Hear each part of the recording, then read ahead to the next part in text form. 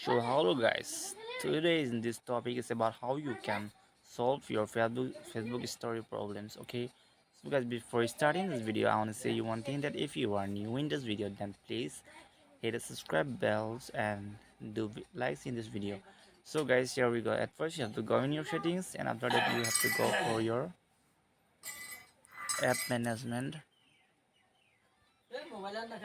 and after that you have to go for app list, and after that you have to go for Lite. So after going there, you have to click for force stop, and after that you have to come in the storage and you have to clear cache and clear data.